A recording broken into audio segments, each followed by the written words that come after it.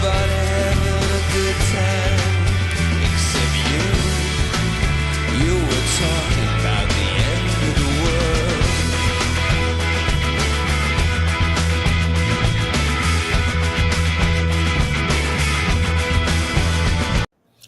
Hello, friends. This is Sam Cheney reporting for Weaponized News. Today, September 20th, 2024. Thank you for joining us on this Friday edition of Weaponized News. I'm going to cut my intro short so we can get into all of this news and try to keep it in an hour. We probably won't. We never do. Thank you for everybody tuning in on all of the platforms. We need that share. Give us that share, please. Likes do nothing. I guess maybe they do something on some other platforms, not on X. Please give us that share if you're enjoying this program. So, no, on this day, today, history report. So, we have public health news. We have election news. We have aardvark news going crazy, continuing the genocide. We have NATO news. We have China news. We have Harris on Oprah. We have Trump saying, make aardvark land great again. It's just beyond ridiculous. These are our choices, Harris or Trump. And all the conservatives say Trump's going to save us. Call me skeptical. I have my doubts.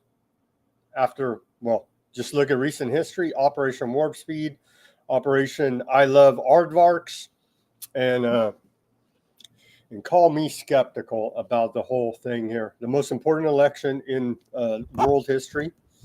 Somehow our election affects aardvark land directly. They're telling us here now. That's a very disturbing thought in and of itself. So here we are on a Friday. Thank you for joining us. Very few audience over there on the X, as is expected. We're shadow banned into oblivion. I don't know, man. I pay for the stupid blue check mark. Can't get more than 50 views on a post. You tell me, mister. I guess it is. They told us freedom of speech, but not freedom of reach. And they're turning the screws on us. But if we were MAGA grifters out here or left-wing grifters, they'd be boosting our posts. But we're telling you the truth. And, of course, we're getting what we deserve, I suppose, with the censorship. So please go to weaponizednews.com. You can find all of the links to the recent documentaries here, telling you deep dives into the new world order, China and Russia perspective. You can give us a donation right there. The links are in the description below this video to go ahead and donate Bitcoin or Bitcoin wallets there. Buy me a coffee, Cash App, any of those work. But the best way is actually right there on weaponizednews.com, donate button through PayPal. They actually take the least processing fee out of your. And thank you to everybody who has been donating recently. We really do appreciate that. And if you want to contact me, the best way is direct message on X or sam@weaponizednews.com. And we can try to get your comments and thoughts on the air and address your questions that way. Follow us on X. I don't know. It seems futile, but we're still there trying to network with people on the social networking app.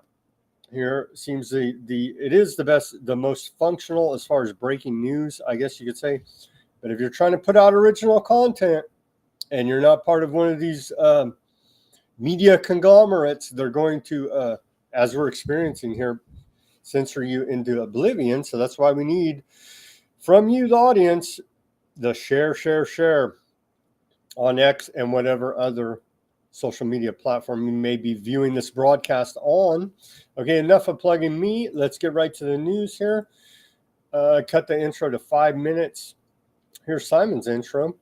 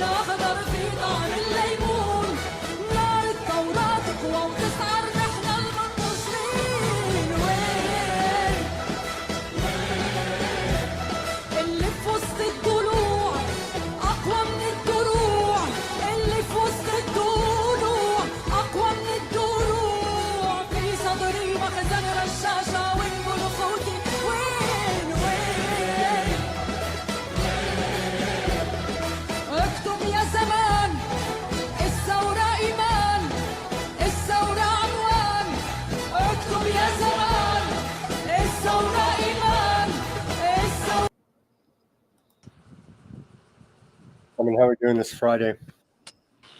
Doing better than the occupants of an apartment building in Beirut who got whacked by the aardvarks today.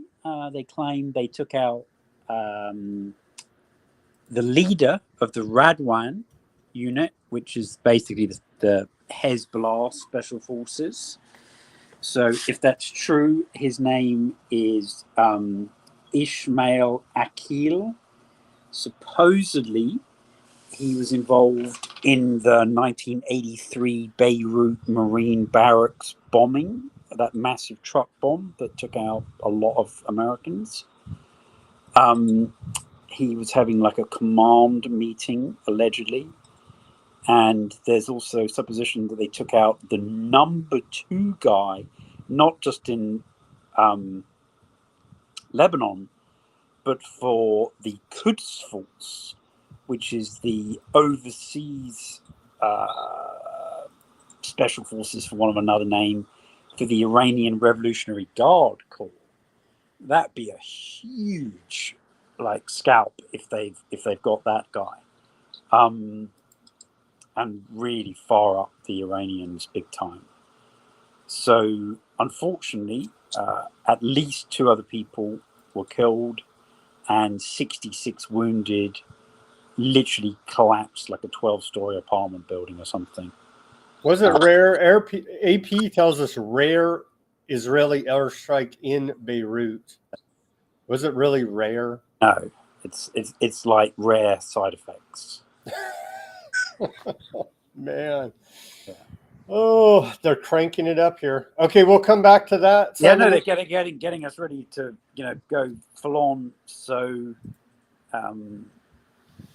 that's really the most significant military developed. Obviously, loads of regular Palestinian people being slaughtered in Gaza. Our thumbnail pic is of the last survivor of a family. He went out looking for food, came back, the entire house obliterated, every single member of his extended family obliterated. So that is happening still on a regular basis. We should never forget that. 5 million displaced people in Sudan, millions short of food there. The official Sudanese army and the RSF, the Revolutionary Support Forces, supposedly saying that they're willing to talk about peace. I mean, considering that was literally bickering between 2 generals, just absolute, total and utter waste of human life and civilian infrastructure. It's complete madness. But unfortunately, you've got all kinds of different external forces on either of the 2 sides. And you've got these guys who were the ex-Janjaweed who were massacring civilians brutally, like the Revolutionary United Forces in Liberia and Sierra Leone during the 90s. Those people really need to catch a break, right? I mean, they got drought, then they had floods. I mean, it's really kind of biblical type things that they've been suffering there. So one would like to hope that some peace could be brought to them as well. We had the United Nations Security Council meeting that was originally called because of the pagers. Then, of course, we had the radios. Now, today, we had that big bombing. A lot of the countries were very condemning of the aardvarks. Their Danny Danone minister, the ambassador from Aardvark land, was there. Really, I mean, I'm still adjusting to somebody who's even more offensive than Gilad Erdogan. That was a really high threshold to exceed that. This guy's really going guns, as one would expect for an aardvark to try and be even more offensive than Erdogan. And so far he's succeeding. All right, let's come back to that, Simon. Let's go back. Let's go to New York, where we learned that I guess we're allowed to report on it. CBS is former New York City health advisor who helped set bat disease policies admits he went to sex parties during the pandemic. Did he keep his mask on? No. Let's watch this report from CBS Channel 2 out of New York. We'll probably be banned for it, but they're reporting on it. I don't know. He was the city's top doctor during the pandemic, helping to set guidelines for policies like wearing masks in big gatherings. But now a city councilman is calling for an investigation into Dr. Jay Varma after he admitted to ignoring the very rules that he was asking New Yorkers to follow. His admission follows the surfacing of a heavily edited video. Political reporter Marcia Kramer is here now with more. Marcia. Well, Christine and Dick, it looks like a case of do as I say, not as I don't. Dr. Jay Varma is admitting that at the height of the pandemic, he attended sex parties and a dance party, even as he told New Yorkers to stay away from others to stop the spread of COVID-19. Now, Councilman Robert Holden wants his actions investigated. He was the high priest of social distancing, even wearing a mask at City Hall press conferences as he ordered New Yorkers to stay away from others to limit the spread of COVID-19. This virus mutates when it's inside humans.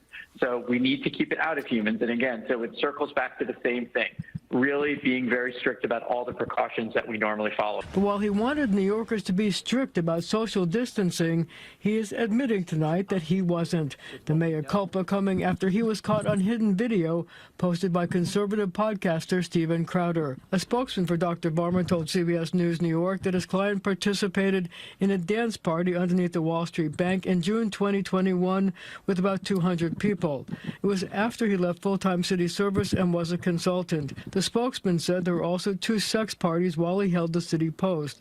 There were hotel parties he and his wife held with friends, one in August 2020, the other November 2020. In a statement, Dr. Varma insisted he was, quote, targeted by an operative or an extremist right-wing organization determined to malign public health officials. And those private conversations that were secretly recorded, spliced, diced, and taken out of context, I referred to events that transpired 4 years ago. I served in City Hall between April 2020 and May 2021. During that time, I participated in 2 private gatherings. I take responsibility for not using the best judgment at the time. In the video, Varma also bragged about helping to put in place mandatory vaccination rules that prevented Brooklyn Nets star Kyrie Irving from playing basketball after he refused to get the shot. I stand by my efforts to get New Yorkers vaccinated against COVID-19, Dr. Varma said, and I reject dangerous extremist efforts to undermine the public's confidence in the need for and effectiveness of vaccines. The guy has no shame. It is disgusting. Councilman Robert Holden is calling for state and federal prosecutors to get involved. This is a very serious thing that's going on and that was going on. And that's why, what else did he do? What else did he say? What else should we have done? Now, Councilman Holden also wants a full-scale city council investigation where Dr. Varma is called. Are you shocked there by that report, Simon? Sex parties with his wife. They're swingers, obviously. Yeah. It's well, it just shows you what a fraud. And don't forget, that was even if the jabs had been safe and medically effective, right? Mm-hmm. This was before the jabs, so it wasn't even like he could say, "Oh, I had 2 jabs." Therefore, according to Dr. Biden and Dr. Gates, I was 100% protected, as they told us, right? So he doesn't even have that crutch, which obviously has been beaten to hell in the subsequent 4 years. And he's saying like, oh yeah, this happened 4 years ago. It's literally like saying, yeah, I murdered 15,000 people 4 years ago. Get over it, right? Which was obviously, the death count in the New York nursing homes. So and the despair he caused the entire New York by perpetrating. Yeah, and it wasn't asking people to do this, right? It was like, yeah, I'm asking you or you can like lock yourself in your apartment and have food delivered indefinitely and not have a job. So you want a fraud? So the phrase you'd use there is coerced or extorted. Yeah, at the point of a gun, essentially, or a syringe. Yeah, so it's just one more time to show you 4 years later what a fraud it was and what fraud public health officials are. But how is he not like a SES 1 in the federal government at this point? Yeah, he should be. I don't know why he was not the head of NIH after Fauci retired, actually. Yeah, I mean, he'd tick a few DEI boxes, right? How public health has any credibility whatsoever is beyond me, but they should increase their funding, obviously. So, I mean, this is one you're really going to love. I love it. They're essentially the FDA approved bioweapons to be released on the streets here. U.S. FDA approves AstraZeneca's self-administering nasal spray flu miracle jab here. And they talk about you can get it through a third-party online pharmacy, no prescription necessary. Here now, customers will have to complete a screening eligibility to assessment in order to fill the flu mist order. So essentially, terrorists who were always so concerned about in this country could get a bunch of these flu miracle jab sprays, nasal mists, and walk around spraying everybody because it has the live virus in it. Does it really have the live virus in it? That's what old Reuters here is telling us. Right. That is surprising. On the other hand, for all the nurses in the country who are massively extorted to take that every year, they will be able to self-administer it. It says the miracle jab, which was first approved in 2003 to be administered only by healthcare professionals, contains a weakened form of live influenza virus strains and is sprayed in the nose. So it's attenuated in that case. Yeah. And who knows, they may not line it up perfectly with their nose, but still certify they've done it. Terrorists can go around spraying people in the eyes, nose. We saw or any other hole that was used to that guy's sex bodies. You could just think of it. And so that is going to be on the streets now. Just unreal. But some good news coming out of California. University of California allows religious exemptions on the heels of two successful ICANN-backed lawsuits. And so I guess you will be able to claim a religious exemption on the miracle jabs at University of California. But they don't have to advertise it. So nobody knows. Yeah, it's a secret. Who have college-age kids. Sam, are you going to post these links to the Substack as usual? Yes, so I sent you the link to the new policy document as well. Got it right here. Yeah. Right. So please, you definitely want to distribute that because that could be a lifesaver for some of these kids. weaponizednews.substack.com and all the large majority of everything we talk about, links backing up everything we say, are on there in the sources on the video. Subscribe to our Substack as well. But great job by ICANN fighting these lawsuits. But yeah, it won't be advertised. They're keeping it very hush-hush. And so I think that's all of our public health news. They're quite shocking, but not really if you're following what has all been going on. Now, on to more government corruption. The SEC will sanction Elon Musk in its Twitter acquisition probe.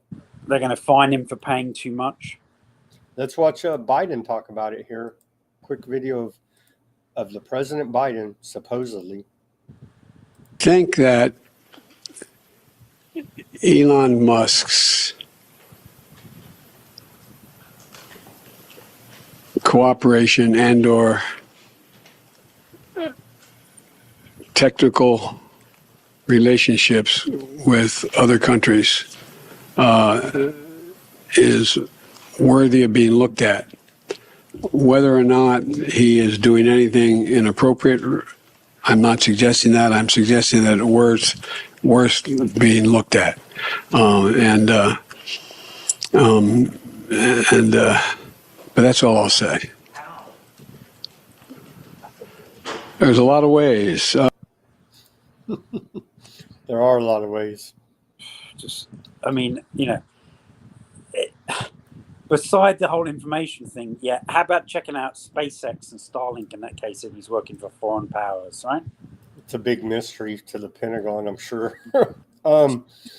Okay, so we're all every fire's caused by climate change. They've been telling us. My governor here in California has beat us over the head with that propaganda. Turns out a Cal Fire firefighter arrested for allegedly starting 5 North Bay fires while off duty. And so that ties in with this report. Portuguese man throws a burnt cigarette into a forest fire. And so turns out more and more of these fires that they told us are caused due to climate change are actually arson, Simon. I'm shocked. Shocked that they're gambling in the casino. It keeps coming out, but they still just lie to our face. That's a continuing theme and say it's climate change. Okay, on to the election. Georgia Election Board rules ballots must be hand counted. And so what? So this was a 3-2 vote. These are the 3 actual conservatives on the board. They're going against Kemp and Raffensperger. The governor wants to remove these people from the board, but they've said that every precinct has to hand count. They can be run through the machines, but they have to be hand counted as well, and the 2 numbers have to match. Should they be arrested? Yeah.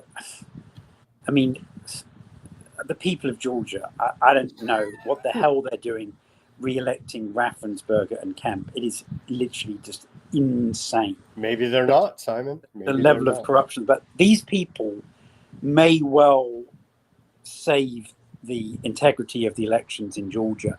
And one has to ask, if it's possible in Georgia, why it can't be done in every other city and state. It's scary. It was 3-2, but yeah, more power to them. I'm sure under heavy pressure. Yeah, damn heavy pressure. I'm sure. So great job there in Georgia. More than 20 election officials' offices have been targeted by suspicious packages this week, falling right in line, just like the narrative we've been reporting on. DHS warned of, right? And so Alaska, Arizona, California, Colorado, Connecticut, Georgia, Indiana, Iowa, Kansas, Kentucky, Massachusetts, Mississippi, Missouri, Nebraska, New York, North Carolina, Ohio, Oklahoma, Rhode Island, Tennessee, Utah, Virginia, and Wyoming. Election offices have all been targeted by suspicious packages. What is suspicious about them? They've got like 1 cent too many stamps on them. I mean, what the hell is it? It's well, a few. I think it was 9 or 11. I forget the number. Said they had received packages with the notorious white powder in them. Johnson & Johnson's got to get rid of that talcum powder that's cancerous somehow. But this is all falling in line with that same narrative they're building about how dangerous right-wing extremists are going to attack. I mean, to be fair, if you send the talcum powder into the election offices, then the hazmat team, because you need apparently a hazmat team to get rid of the talcum powder, they come and take it away. It's completely virtuous in that case, right? An Oklahoma official said testing by a local hazmat team identified the substance as wheat cereal or flour. And so it's a false flag anthrax Johnson & Johnson asbestos-laced baby powder attack there in Oklahoma. I wouldn't doubt if they mailed it to themselves, hazard pay, get the day off, act like a victim. That's the government routine. I'm not saying that. I'm speculating, obviously. Is that where Jesse Smollett currently works? Very possibly trained by Jesse Smollett. Okay, so that is going on in the background. Early in-person voting begins in 3 states today, we're hearing. And so it's pretty far out. We're like 40, I don't know, it's 45 days. 45 some odd days out from the actual election. But early voting, because it's so difficult, is begun in these 3 states already. And it will continue. Just completely ridiculous why we can't do it all in one day if it's so damn important. Minnesota, South Dakota. Well, to be fair, it's only important to Israel according to Trump, right? and Virginia, Minnesota, South Dakota, and Virginia have all begun early voting today. And South Dakota, if they start voting early, there'll be nothing. There'll be nobody left for the actual day, right? There's only like 10 people in the state. We need to rein in all of this nonsense over. I mean, even then, I don't think we'll have legitimate elections. And I keep seeing stories come up. Oh, so and so state, they just purged 500,000 that were ineligible, and it just keeps happening. Arizona, I forget the other one, but I've seen 2 or 3 of these stories, and it makes you wonder, why haven't they been doing their job this whole time? It takes right before an election to pull your thumb out of your rear end at the election office, the Secretary of State. I don't know, but we'll probably continue to see it. Candidate running here, Jill Stein from the Green Party. She's not going to appear on the Nevada presidential ballot. And so Supreme Court rejects Green Party bid for her to appear there. NBC is reporting. And I think that's, well, tying in with the election news, I guess we go on to the big Oprah Kamala Harris interview last night. Here's Oprah picture with all these known bad people out of Hollywood, to say the least. And so Trump is pictured with many of them as well, to be bipartisan here for you. Let's play. But ironically, though, whilst Jill Stein can't get on the ballot, this Republican candidate for governor in North Carolina is staying on the ballot, right? Your audio's gone, Sam. I muted myself. Let's watch a couple short clips from the Oprah. It's so painful. Harris show that was last night. Town hall, they call it. This is if somebody breaks into my house, they're getting shot. That's not me saying that, because I would never do that. But this is Kamala Harris saying that. I'm a gun owner. Tim Walz is a gun. I did not know that. If somebody breaks in my house, they're getting shot. Yes. I hear that. I hear that. Probably should not have said that. But my staff will deal with that later. At the debate. And so she's a big Look tough at all guy. those liberals laughing in the background. Yeah, they're big tough guys, and they'll do whatever. But if you try to defend yourself, they want to throw the book at you. Yeah. Rank hypocrisy. Here's a word salad. Let's listen to this, and this is about all we could stand of her on Oprah. We are an optimistic people. We are an optimistic people. Americans, by character, are people who have dreams and ambitions and aspirations. We believe in what is possible. We believe in what can be. And we believe in fighting for that. That's how we came into being. Because the people before us understood that one of the greatest expressions for the love of our country, one of the greatest expressions of patriotism, is to fight for the ideals of who we are. We are an... Simon, I thought she was a lawyer, attorney general, but turns out she's a philosopher as well. I'm sure she'll be given many honorary PhDs as soon as she's available to accept them. Hey, if Schwarzenegger can get one, she can definitely get one, right? Okay, here's our, let's take our commercial break. weaponizednews.com. Go there, please. Help support us. See all the documentaries that we put out recently, and give us the donation. It's right there. And then you scroll down a little bit right here, get the big education about the new world order, the new era from the Chinese and Russian perspectives, and give us that donation there, or go to the shop and buy some merchandise right there. Easy to find, weaponizednews.com. Simon, let's get into the more serious news after that. I don't even know what you call it. Train wreck of a town hall from Oprah and Kamala. The serious news of NATO. You did the deep dive on this NATO. You want to break it down for us? Yeah, so if they were celebrating a couple of days ago the 10th anniversary of what is called the SNGP, which is an odd acronym for an odd name. It is the Substantial NATO Georgia Package. That doesn't have to do anything to do with that porn site that the guy who's running for governor of North Carolina was on. And they had the Assistant Secretary General of NATO there, some lady, and she told them that in order to continue on their path to NATO memberships, they had to adhere to NATO values. So if you could click, this is something that maybe not everyone is aware of, but in this case, the picture is the link to the story. Sure. Okay, so we're clicking on the picture.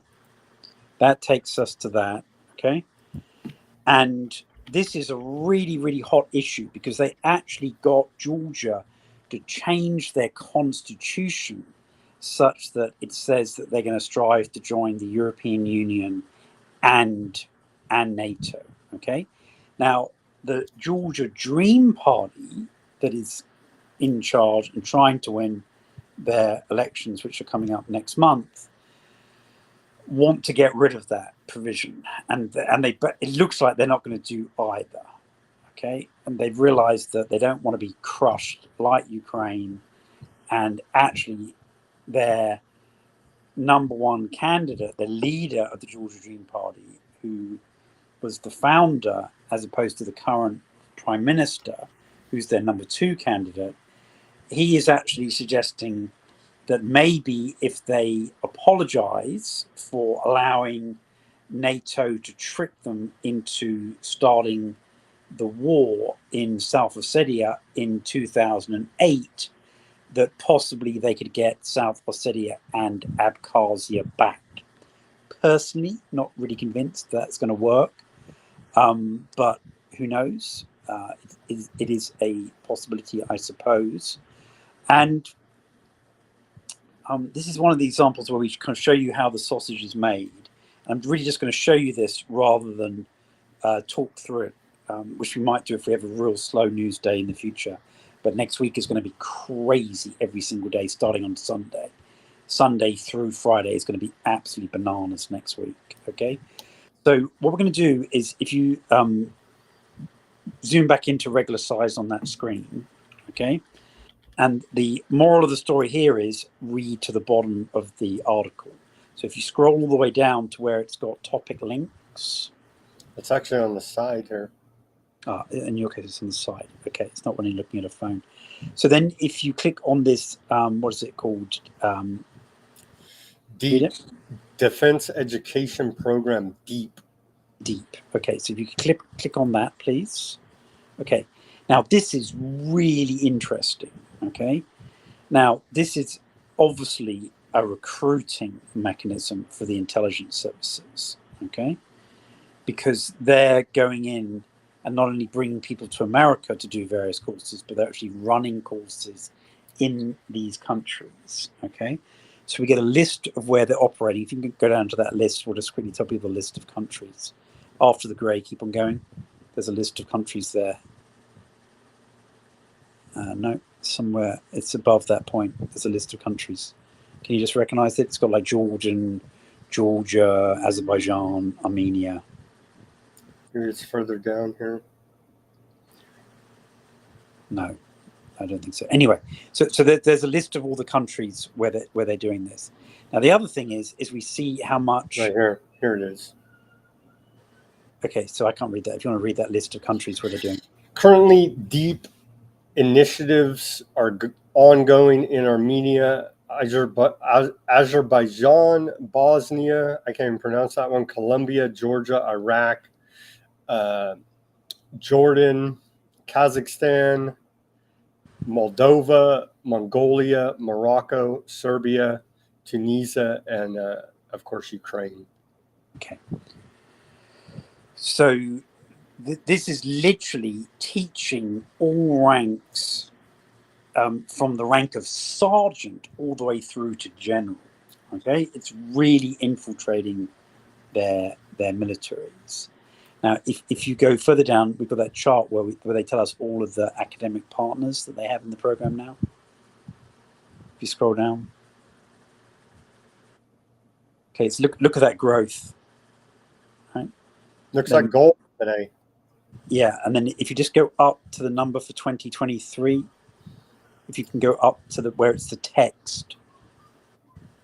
There you go, right there. So I can't read that. If you can read it. Yeah, it says in the year 2023, 493 events online and in person, 2,732 subject matter experts, and 1,062 partner faculty members. So that's 1,062 academics who are teaching NATO courses that aren't actually military employees, not even civilian employees. And so you can see that when they put out to these university think tanks, do you think it would be a good idea for us to invade Iraq, for example? Funnily enough, the same people that have been teaching them say, yes, that would be a good idea. It's just a coincidence, Simon. There are no coincidences. So people would find that very interesting. This is how they're engineering. So that's NATO Deep, DEEP. Engineering consent, Simon. To do a deep dive. And if you go to the top again, and you can see the links following on from this page. There we go, topics again, if you can zoom in just on those names there. So we've got the partnership training and education centers. So that's where they're actually building training centers in these other countries. So this is different from NATO liaison centers. So they've got one of those in Georgia that just opened in December of last year. They've got one in Jordan as well. They list all the NATO partnerships there, which are interesting, much more extensive than you might otherwise think. And then they also have the Defense and Related Security Capacity Building Initiative. So you can just see from that little mention of the SNGP, we find the full article, and they've given the Georgia representative for that program a medal for sterling service. It was actually called the NATO Noble Partnership Medal. So that's as close to the nobility as that guy's ever going to get. And then we link to Deep, and then from Deep, it links to a whole load of other programs that give them wonderful recruiting opportunities to try and get everyone from the rank of sergeant to general on the CIA payroll. So I'm not going to try and even summarize the pages and pages and pages of information there, but we've shown you how you can get to that, and it's well worth poking around over the weekend, unless, of course, you're a New York healthcare public. So when you hear a, quote, authoritative voice out there that we're all supposed to love and respect because they're experts and the geniuses on the subject matter, know that their operatives are in there putting out the expert opinion. Yeah. So I think our last news story, and then we'll get into this deep dive on the Chinese stuff, is what happened in the United Nations Security Council today. I did watch the... Did you want to cover this real quick, Simon? The Russian government put out their list of countries that are pursuing a destructive neoliberal agenda. So those are the countries where if you're anti-woke, you can apply for a Russian residence permit. Now, frankly, it's really unclear whether or not it is actually genuinely a temporary residence permit or if it's only a 3-month visa. So if you are thinking of moving to Siberia come this winter, you may want to check that out, along with how many layers of fur coats you're able to take with you. But apparently all of those countries are existing in the woke mindset. And so if you're trying to leave them in order to be a good Orthodox Christian, then you might be able to get a residence permit for Russia. It's quite an extensive list there. Basically, pretty much the whole of the European Union and NATO, with a few extra like Taiwan thrown in. He threw in Bahamas and a couple oddballs, but Not quite sure why Andorra and Bahamas are in there. Those are odd additions. Our viewers in Australia will be glad to know that they can bail out to Russia from there. Micronesia, apparently, because they're backing America against the aardvarks constantly, they're there. But they don't have Tuvalu, they don't have Fiji, they don't have lots of the small South Pacific islands that are constantly voting against. They don't have aardvark land either. Yeah, which is extremely odd as well. But they don't want anybody from there coming to Russia. One might suppose they have a reason for that. Yeah. So I would just reiterate, please read the small print, and if it happens to be Russian, then get it translated. I would say so. Okay. Okay, the UN now, okay, Simon. So at the UN this afternoon, they had the meeting, and a lot of people attacking the aardvark representative. A lot of calls for an independent investigation as to the pager situation, which has now spread to Bulgaria and Norway in terms of the front companies that appear to be set up by various aardvarks. And obviously, Israel were playing the victim card very, very heavily indeed. There was the representative from Iran who gave quite an impassioned address. There was the representative from Lebanon. And most interestingly, there was the representative for the Assad government, otherwise known as the Syrian Arab Republic. And he was the last speaker. I'm sure many people may not have enjoyed this all the way to the end. They were saving up their mental capacities for our show tonight. But what was stunning was that gentleman, the Syrian ambassador, announced that initially he was speaking on behalf of the entire Arab group at the United Nations. So that's essentially the Arab League. So he suddenly was speaking on behalf of all the Gulf Cooperation Council countries. And there may have been occasions for that in the past that I'm unaware of. I was shocked by that, right?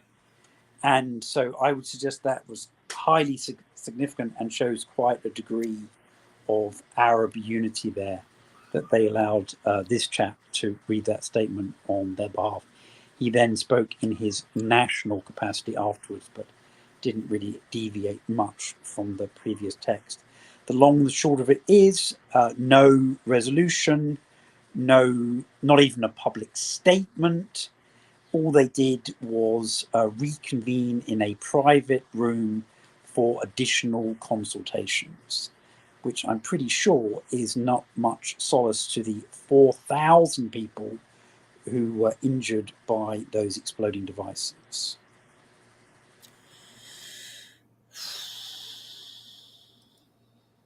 All right. But there were a lot of countries, including some Western ones, that were saying that this was like a world first. And the Volker Turk, who's head of the UN Human Rights Organization, he did suggest that it was flat out. He just said this is a war crime. He said because they had no idea, having put these into the civilian population like 7 months ago, who would have them at this point. And he said, as it turned out, it was like children, wives, doctors, nurses, a lot of civilians. The Lebanese ambassador showed a picture of somebody whose entire hand had been completely blown off. I wonder why we never heard about foreign election interference from aardvarks. Let's play this clip of Trump where he says this is the most important election in aardvark history. Kind of odd. This is the most important election in the history of the United States, and it's also the most important election in the history of Israel. The United States election is the most important election in the history of Israel, actually, if you think about it. How crazy does that sound? But it's true. I would say it sounds as crazy as Trump. And here is Trump saying, make Aardvark land great again. If where's all the outrage about foreign interference? I think we know.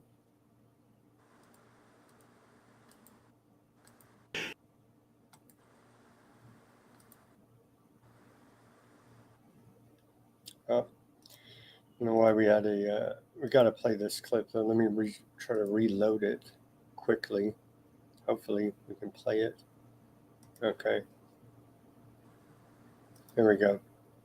Great again, and we're going to make Israel great again. And no, what he meant to say was that we're going to make Israel greater. It, in fact, will then be known as Greater Israel. Ooh. There you go. That was the hidden message there. That's not a joke. He's not talking about making Israel great again. He's talking about making Greater Israel. And that's what he's going to do when he allows them to annex the West Bank. And they have that patch on their military uniforms of a big old spot of land over there, way bigger than what they're currently occupying, for sure. Yeah. So you'd be pretty concerned about that if you're Lebanese, Syrian, or Jordanian, for that matter. So have we plowed through everything there? We should give people a warning that now's the time to get a cold beverage. I will create a drinking game out of this. It is a long Chinese document. You may choose to come back and revisit this if your sanity is somewhat frayed at the end of this day and of this week. But we need to go through this now because we're not going to broadcast on Saturday, and this event starts on Sunday. Okay?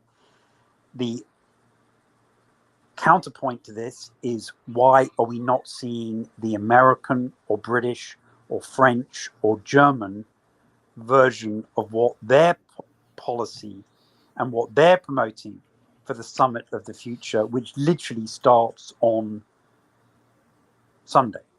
Okay?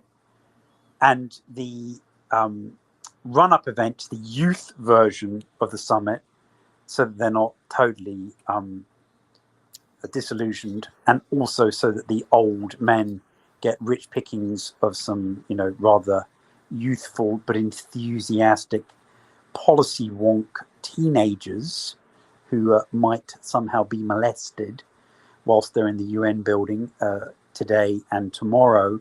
Obviously, it gives them very rich pickings from those enthusiastic attendees. But it seems that it is going to go down to the wire. You will recall that I have forecast repeatedly that I thought this would be a blowout just because of the frictions relating to West Asia and Ukraine.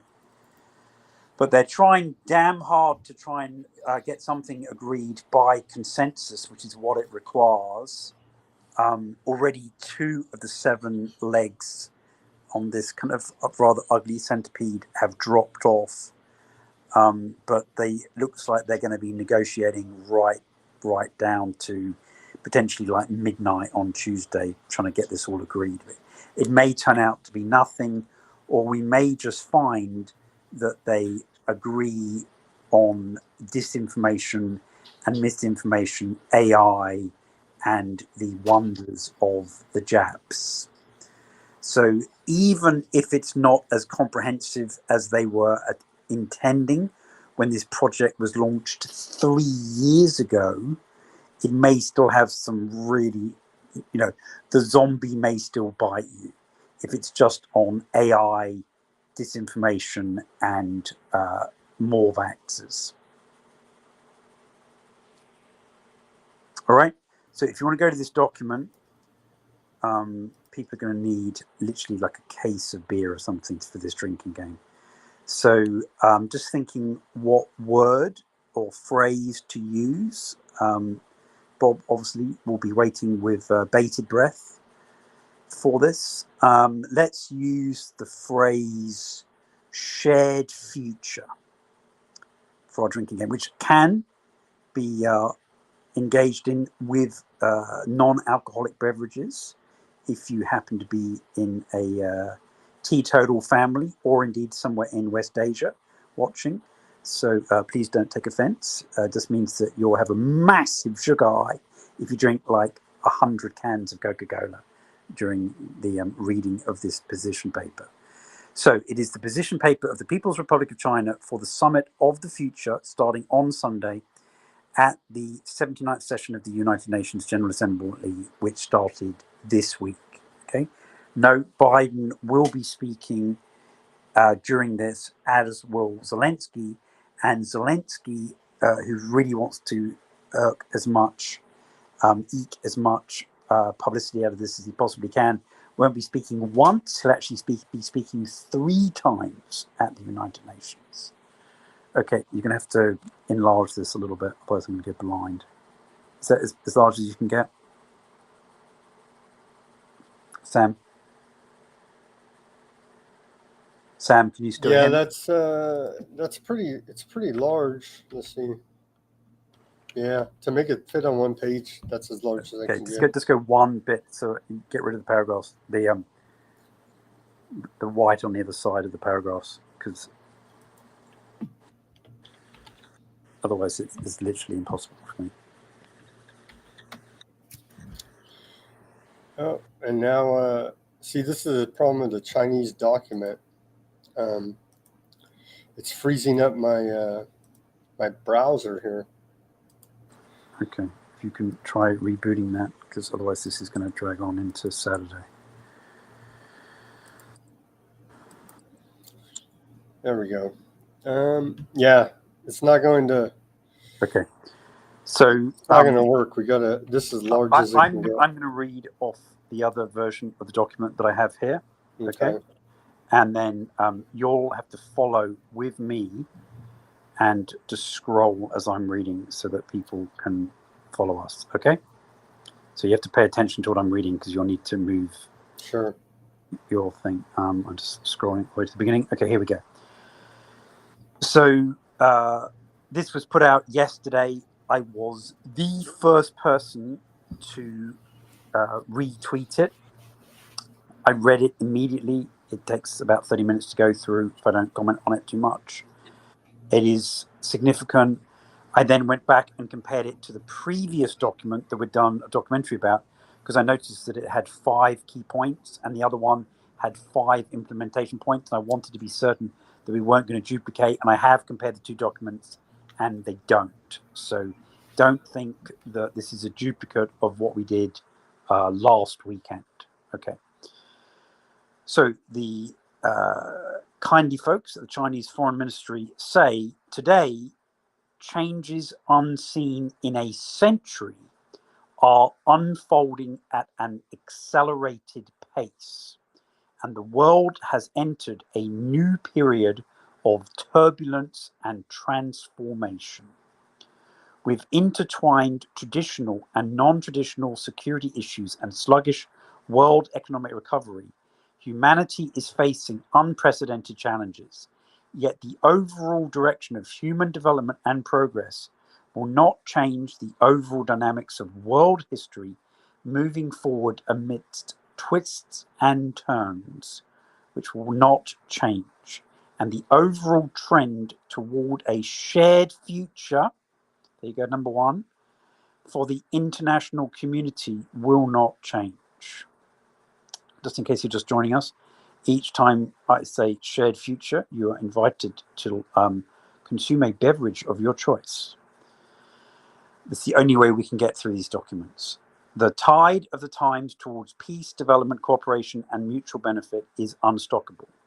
And the historical content of the historical current of world multipolarity and economic globalization is irreversible. This year marks the 75th anniversary of the founding of the People's Republic of China. Over the past 75 years, China has unswervingly, and I would invite Mercurius to find us the Chinese character for unswervingly, if she has nothing else to do this weekend. China has pursued peaceful development and made important contributions to world peace. Upholding independence and seeking peaceful coexistence with all countries, China has proposed the 5 principles of peaceful coexistence that have been widely recognized and observed by the international community and have become the basic norms of international relations and fundamental principles of international law. Committed to its foreign policy goal of safeguarding world peace and promoting common development, China has actively advanced world multipolarity and democracy in international relations, unequivocally opposed hegemonism,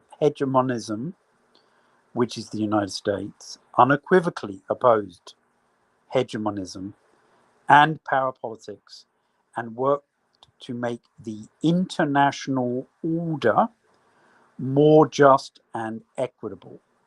In the new era, faced with the major question of our times, i.e., what kind of world to build and how to build it, it's a pretty big question, to which obviously the answer is 42, right?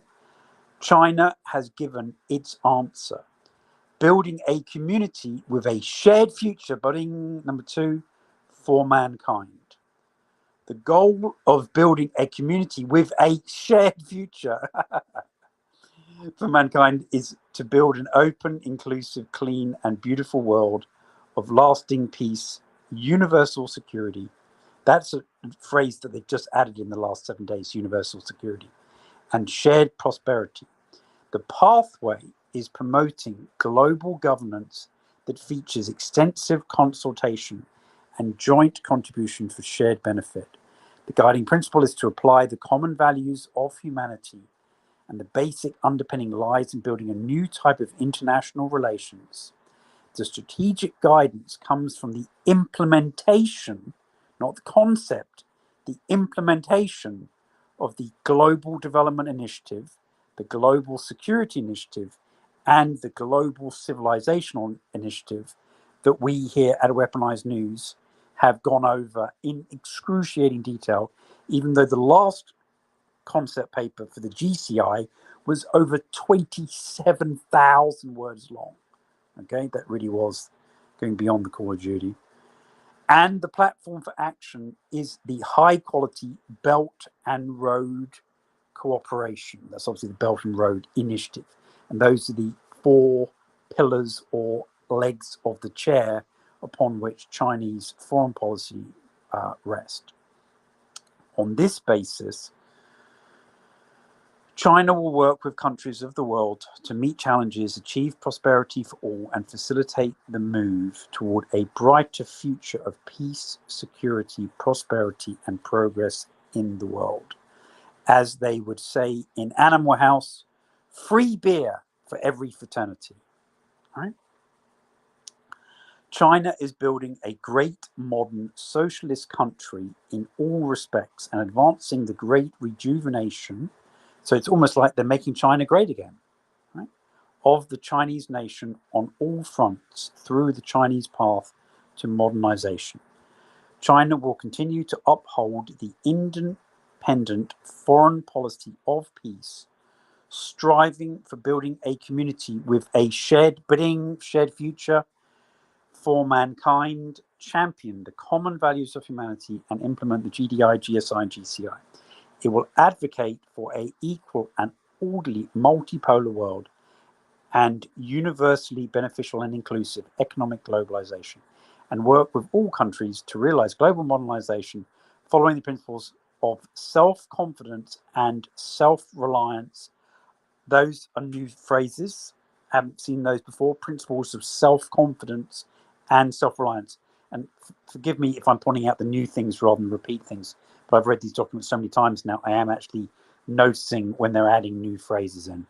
So self-confidence and self-reliance, openness and inclusiveness, fairness and justice, and win-win cooperation.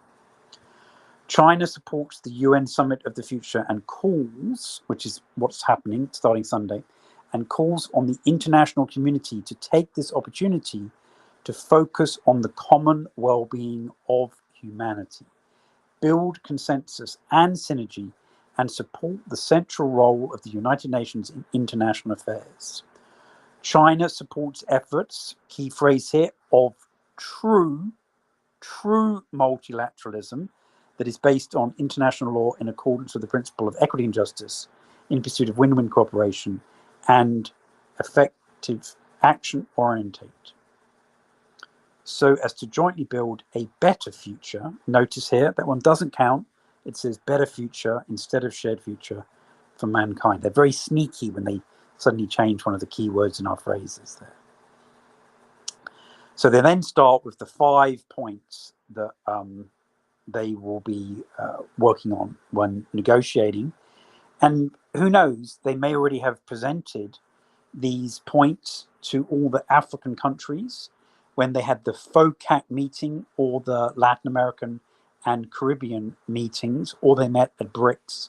So it's possible that when the United States turns up rather belatedly on Monday, because they'll probably not even realize that it starts on Sunday, they'll find that 100 countries have already agreed on a certain set of changes. So this is how the Chinese are almost as sneaky as the aardvarks, because they do try and tuck up these things in advance.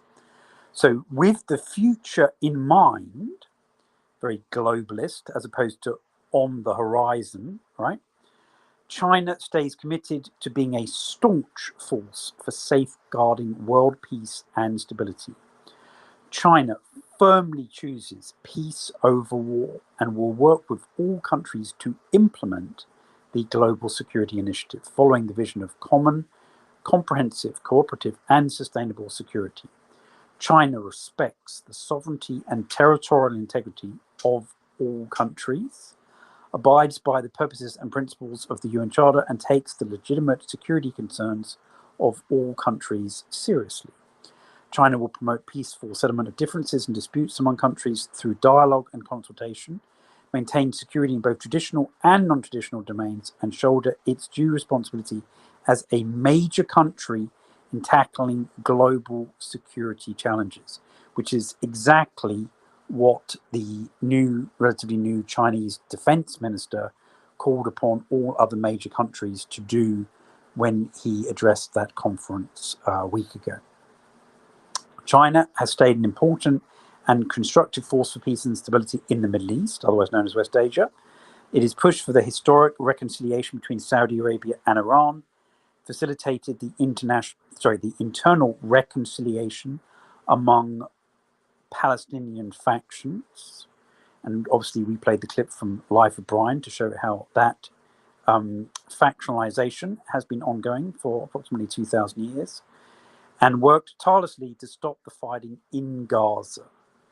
China firmly supports the Palestinian people's just cause of regaining their legitimate national rights, and supports the Palestinian people's pursuit of a greater internal unity and an independent state of Palestine that enjoys full sovereignty based on the 1967 borders and with East Jerusalem as its capital.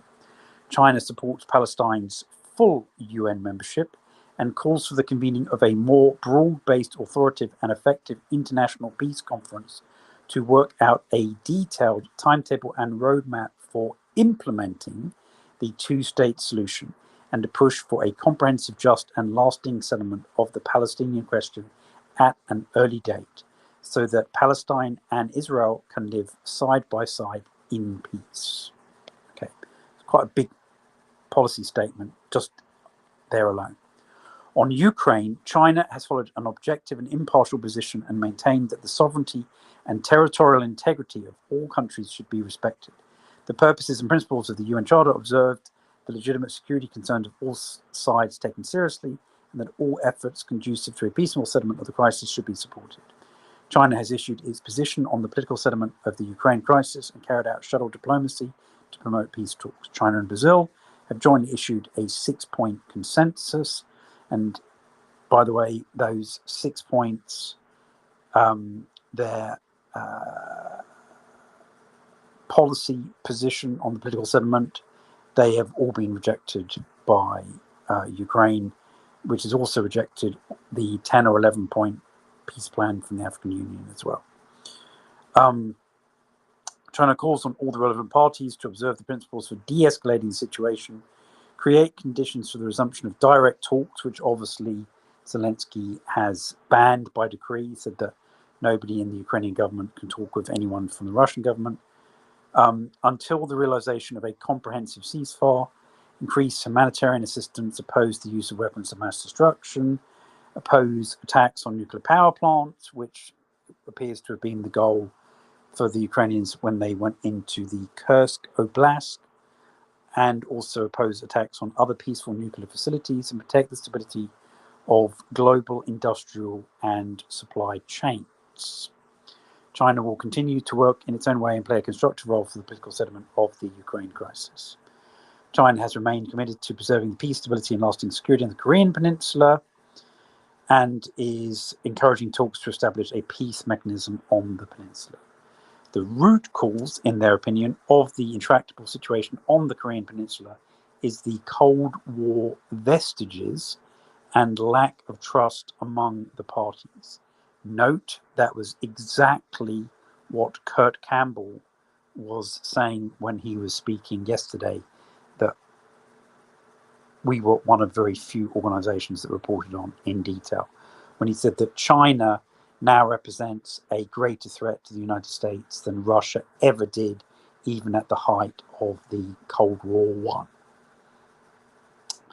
I. Maintaining peace and stability on the peninsula serves the shared interests of all parties and meets the wide expectation of the international community. China values the UN's role on this issue and will work with the international community to play a constructive role in the political settlement of the issue with a dual-track approach and under the principle of phased and synchronized steps. China supports Afghanistan in following sound policies, prioritizing development, combating terrorism resolutely, and developing friendly relations with its neighbors. Interestingly enough, on Wednesday, 2 days ago, Lavrov was interviewed by Sky News Arabia, and he did quite mock how long, how much, and the manner of the withdrawal for the United States from Afghanistan.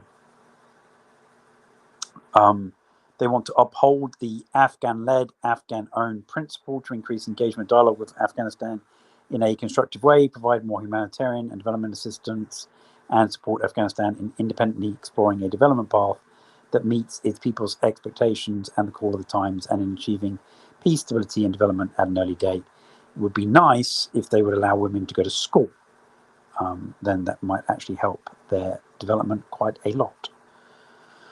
China strongly condemns terrorism and extremism in all their forms. It supports the UN's central role in coordinating the international counter-terrorism cooperation and supports the full implementation of the UN Global Counter-Terrorism Strategy.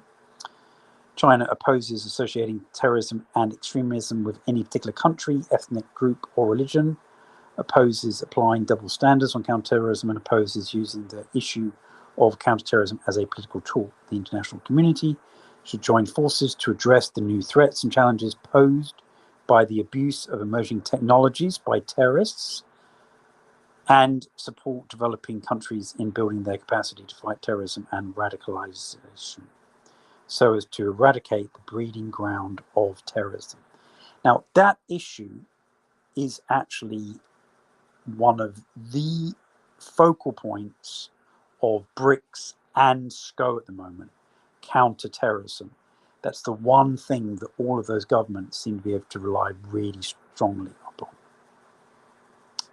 This is interesting now in terms of their nuclear weapon views, given that we learnt from that document that we alone read through in detail, Sam and I, that revealed that Russia has signed an agreement to enhance its nuclear weapons technology cooperation with the PRC. That was huge. We broke that story. I also went on InfoWars, and they immediately recognized the significance of that. Alex never pursued it, neither did Owen. Okay. Though there is interesting news, actually, that the InfoWars bankruptcy trustee had almost agreed the sale of the business as a going concern, lock, stock, and two smoking barrels, as the movie title goes. And the Department of Justice has now intervened, proving, at least as far as Alex is concerned, that they were behind the shutdown goal for InfoWars all along, and they don't want them sold as a going concern, which would mean that broadcasting would continue essentially uninterrupted.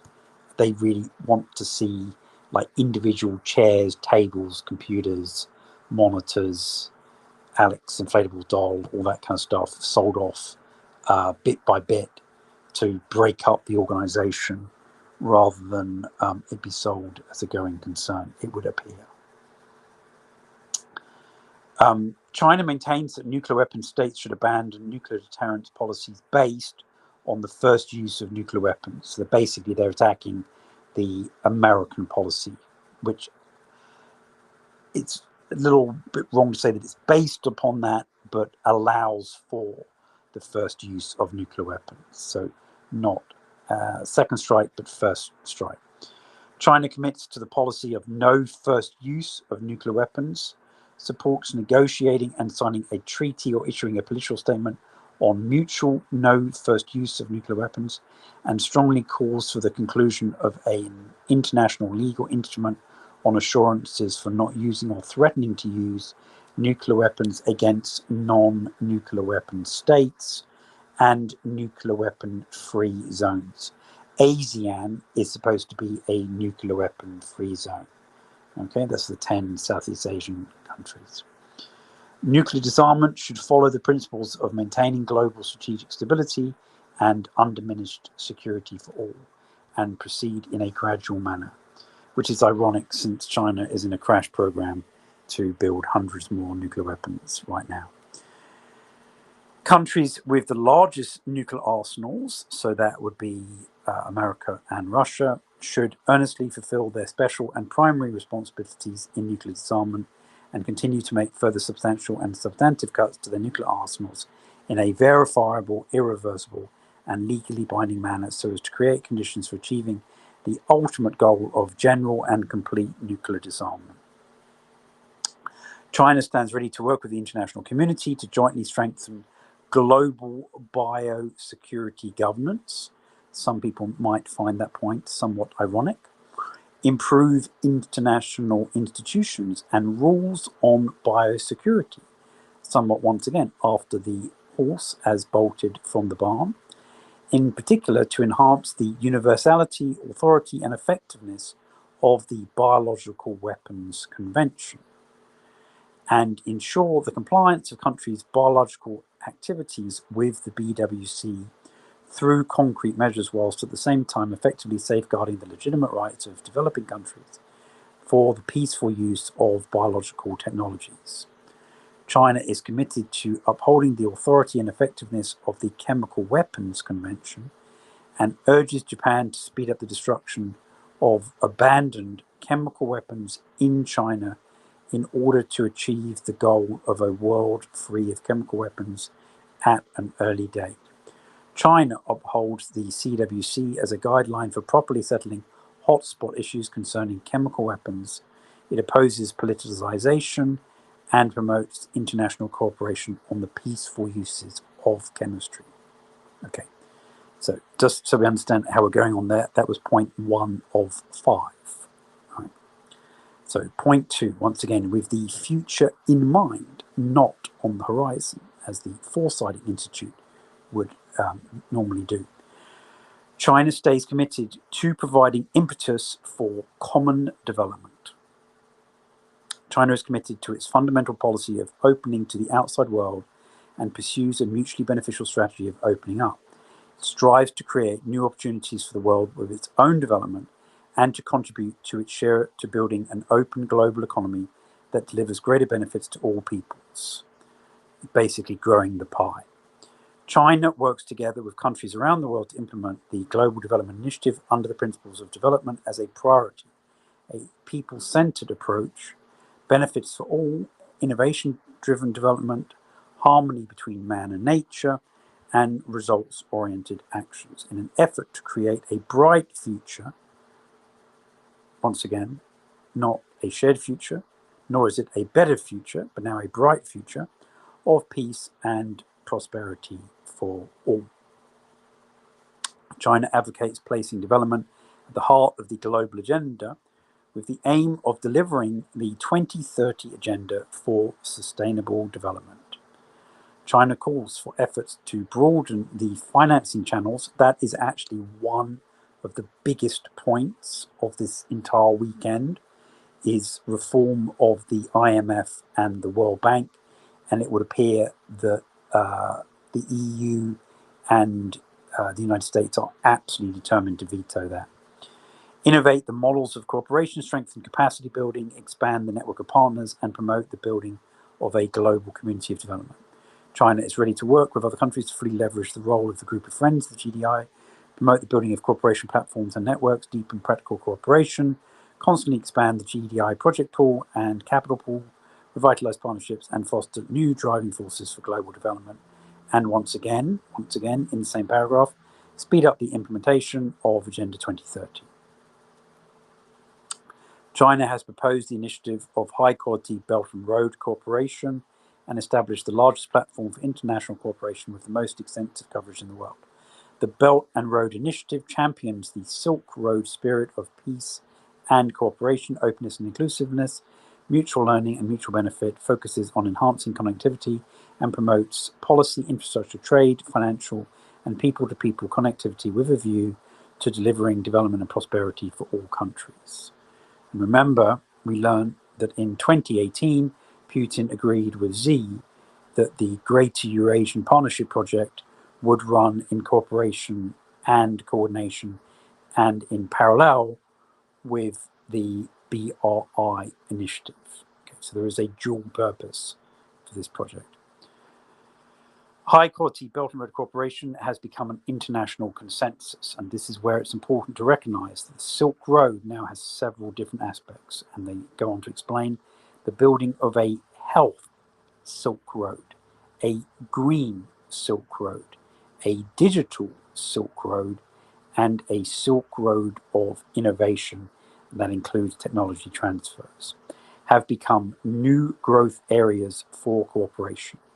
China stands ready to work with all sides to enhance the complementarity and synergy between the BRI cooperation and Agenda 2030.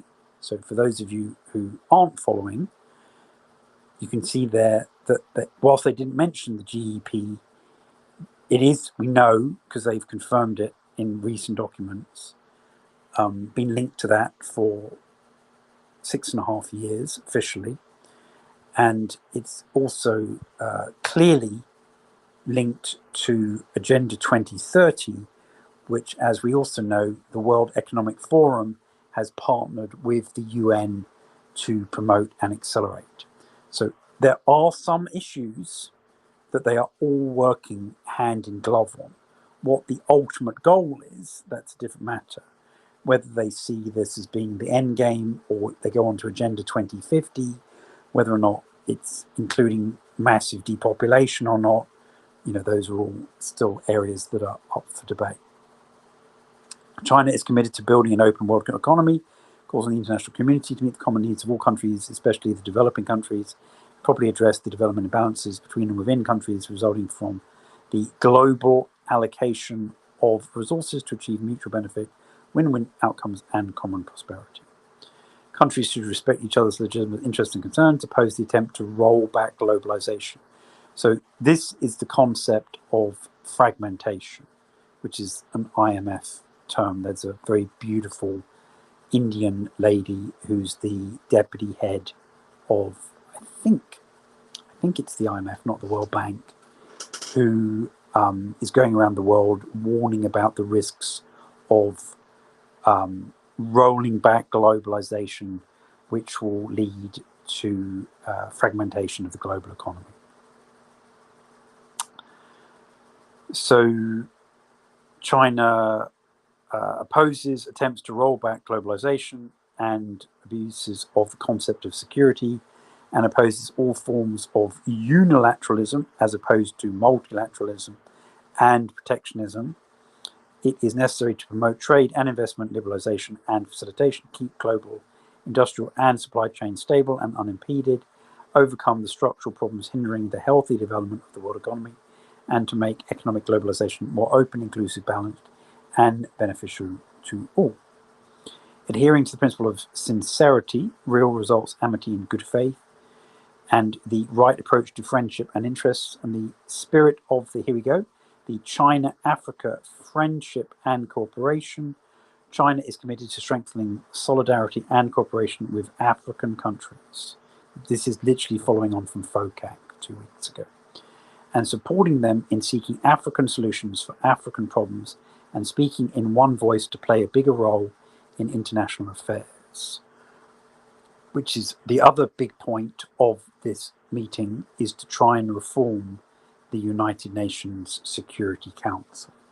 And the proposal that even America appears to have suggested is for Africa to get 2 permanent seats on the UN Security Council in addition to the other 5 permanent members, but they wish to see those without veto powers. They're also willing to see India become a permanent member, but once again, they don't want them to have veto powers. And so those are a subject of great disagreement at the moment. China firmly supports African countries in independently exploring paths to modernization suited to their respective national conditions and keeping their future firmly in their own hands. China is ready to join hands with Africa to advance a just, equitable, open, win-win, and eco-friendly modernization that puts people first and features diversity, inclusiveness, peace, and security, and to spearhead the global South modernization through China-Africa cooperation. And when they say through, they ideally would like that to be through exclusively China-Africa cooperation. China will work with African countries to implement the outcomes of the Beijing summit on the Forum of Africa-China cooperation, deepen experience sharing on national governance, improve Africa's capacity to independently safeguard peace and achieve development, and further deliver on the outlook for peace and development in the Horn of Africa. Jointly build on a all-weather China-Africa community for a shared future. I'm sorry it took so long, Bob. I believe that's number 7, for the new era. Even I was getting thirsty at that point. China is a doer when it comes to climate governance. As the world's largest developing country, China has adopted a national strategy of meeting the climate challenge despite all difficulties in its economic and social development. China is working towards the goal of carbon peak and carbon neutrality with a 1+N policy framework. China is boosting new energy and has established the world's largest clean power supply system. China's clean technologies and products have enriched global supplies and made it possible for renewable energy to be used on a large scale worldwide, making significant contributions to the global efforts against climate change and green and low carbon transition. China is ready to work with all parties to further deepen green and low carbon cooperation and facilitate the full and active implementation of the Paris Climate Change Agreement, ideally with Europe and America committing suicide first, and jointly contribute to global sustainable development. China supports UN agencies in leveraging their professional expertise and coordinating role in food security. It's very important to realize that security isn't just military, it's food, water, energy, and many other aspects as well, cyber and climate. To mobilize scaled up assistance from the international community, developed countries in particular, to meet the pressing needs of people in relevant countries, the relevant developing countries. The international community needs to step up cooperation to ensure a fair, equitable, sustainable, and stable order for agricultural trade, avoiding politicizing and weaponizing food security issues. That's all got to do with the Black Sea Grain Initiative. Greater support should be given to developing countries, especially the most vulnerable ones, to help them advance capacity for food security. Once again, common thread here. With the future in mind, China stays committed to advancing interactions among civilizations for their greater progress.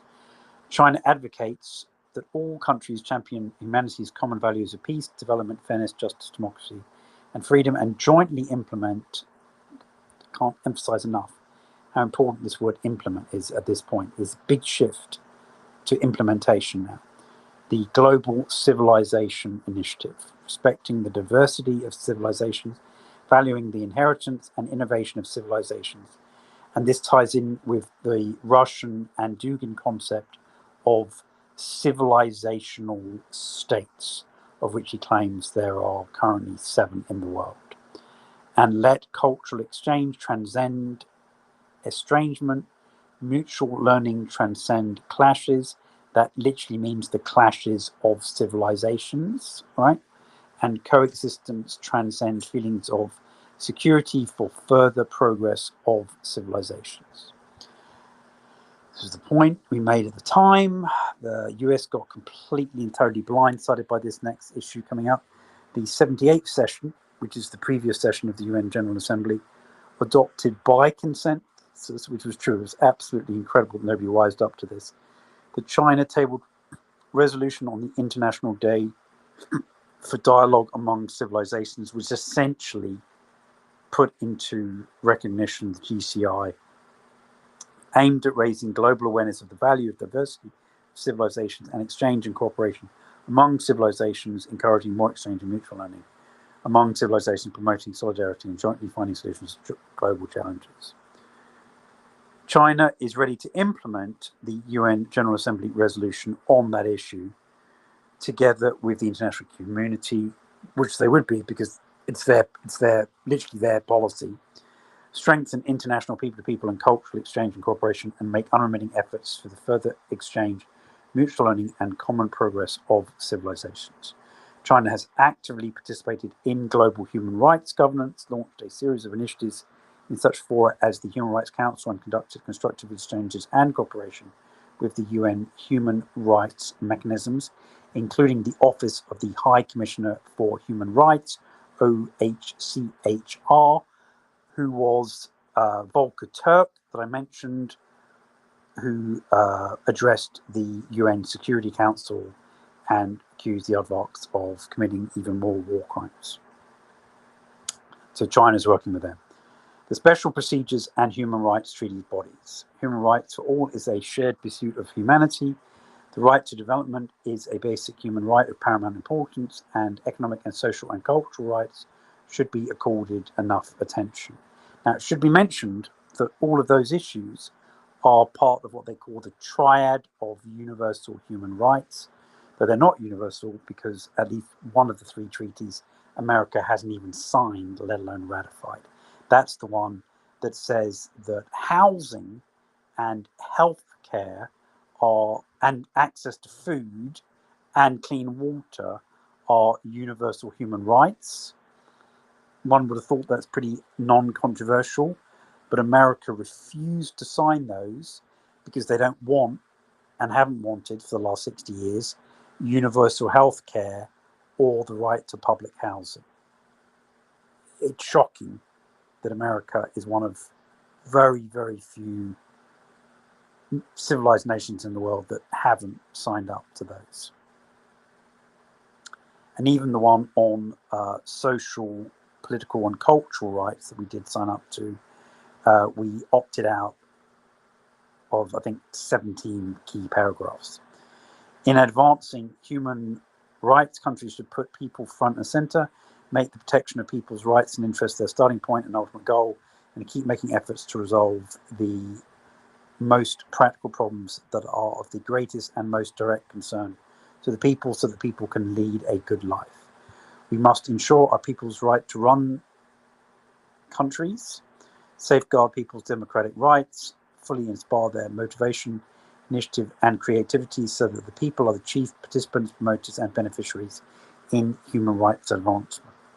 One can take a view on whether or not China is doing what they say, but certainly it's a wonderful sounding plan. Promoting and protecting human rights requires concerted effort of the international community. China believes that human rights should be safeguarded through enhancing security. It's important to respect the sovereignty and territorial integrity of all countries, jointly follow a path of peaceful development, and create a peaceful environment for the realization of human rights. Human rights should be advanced through development. It is important to make development more inclusive, universally beneficial and sustainable, and make sure that development is for the people and by the people. That almost sounds like the US Constitution, right? And that its fruits are shared amongst the people. Human rights should be facilitated through cooperation. It is important to engage in human rights exchange and cooperation on the basis of mutual respect, inclusiveness, and equality, learn from each other, build progress, and jointly pursue human rights progress. Now, I'm sure many of our audience are like crazy, super skeptical, like Sam. We have to all address him as Miss Skeptical, since that's how he is identified, apparently. And but you can imagine all the human rights organizations just loving this stuff they're putting out. Promoting and protecting human rights is a shared cause for all humanity. International human rights should be handled through joint consultations by all countries. They're really making that point of consultations. The joint human rights governance system should be jointly developed by all countries. Human rights should be shared by all people around the world.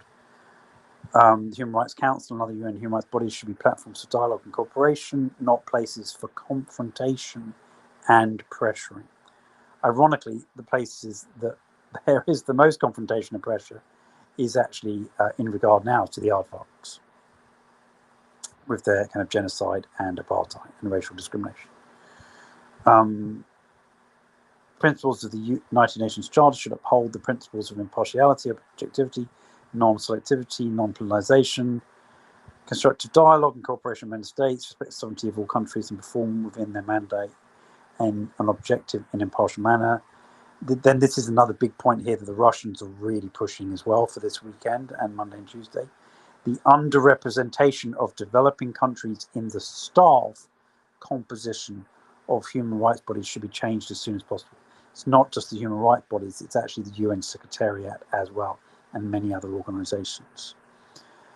There is no one-size-fits-all model for promoting and protecting human rights. Countries vary in historical background, cultural heritage, social system, and level of socio-economic development. So they're basically saying that one person, one vote democracy and capitalism are not necessarily the paths that individual countries will choose. They need to combine the principle of the universality of human rights with their national conditions and find traditions and cultures and advance human rights in the light of national realities and the needs of their people. So this is where you get this socialist concept of collective human rights as opposed to universal human rights. They should not be politicized or used as a tool. Double standards should be rejected, and still less should human rights be used as an excuse to interfere in other countries' internal affairs, which ironically is the exact purpose of the Genocide Convention, or encircle and contain other countries as they pursue development.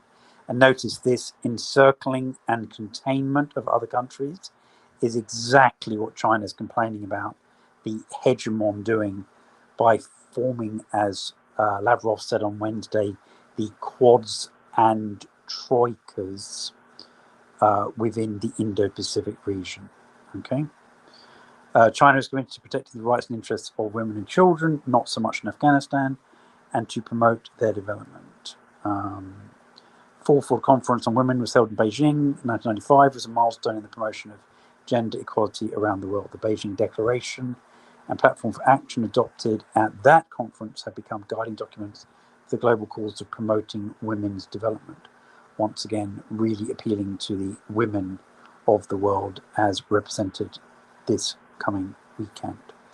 China has proposed that a global leaders meeting on gender equality and women's empowerment be convened in 2025 upon the 30th anniversary of the 4th Global Conference on Women, in order to rally global efforts for continuously implementing the Beijing Declaration and Platform for Action, placing the interests of women and children high on the agenda.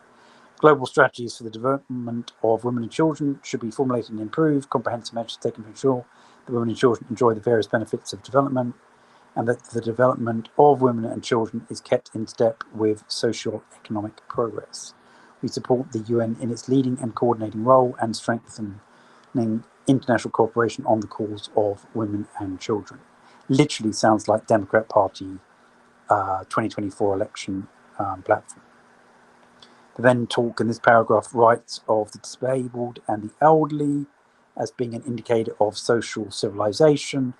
The extended family obviously is still a very big feature of Chinese society. Protection of persons with disabilities, law on the building of barrier-free environment, law on the protection and rights and interests of the elderly. I'm kind of skimming through that paragraph. They're working to build a society that is friendly to people with disabilities and the elderly so that they also can share in the benefits of China's economic and social development, which without saying they intend to be the model for the world, at least the developing world, the global south.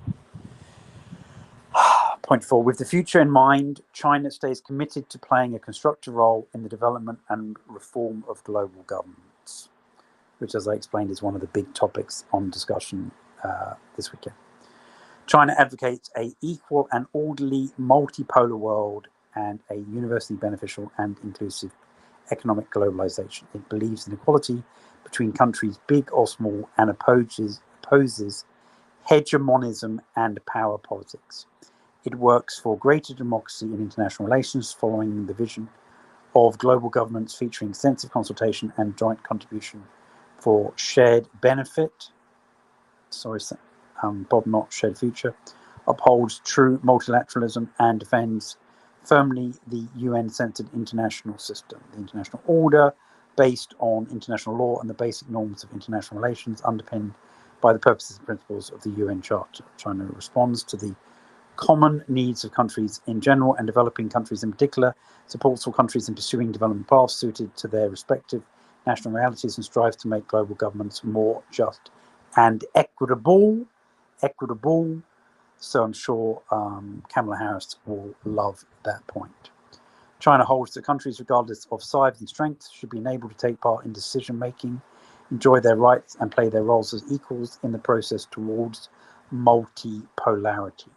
It calls for more efforts to promote democracy in international relations, increase representation and voice of developing countries, reject hegemonism and power politics. China stands firm against Cold War mentality, opposes international ideological bias, rejects unilateralism and protectionism, and objects to bloc formation,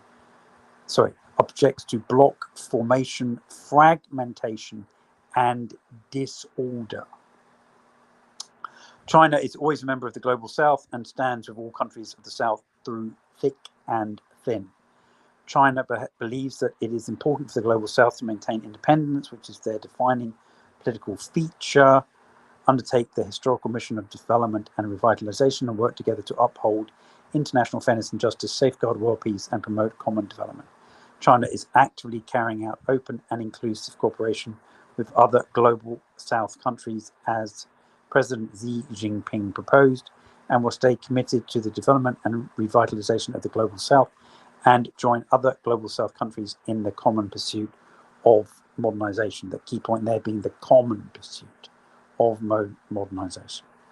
China believes that the reform of the UN should be conducted in a way that is conducive to upholding multilateralism, the role of the UN, increasing the voice of developing countries in international affairs, and boosting the enforcement capacity and management efficiency of the UN agencies. Enforcement is a big buzzword there, because today at the United Nations Security Council, there were many calls for the enforcement of Resolution 2735. So that's basically sending blue helmeted forces into Gaza to enforce, and many were suggesting impose, a ceasefire. And it's important to follow the basic principle of equal-footed consultation at the UN and encourage the UN to stand firm for justice, uphold the rule of law, promote cooperation, and focus on real action.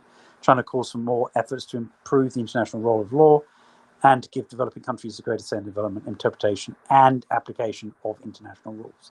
And there they are most definitely not talking about the rules-based international order. China supports carrying out necessary and reasonable reform to the Security Council, which, as I explained, is a big issue for this weekend, and increase its authority and efficiency, enhance the capacity to tackle global threats and challenges, and to enable it to better fulfill its mandate given by the UN Charter. The Security Council should not become a club of the big and the rich.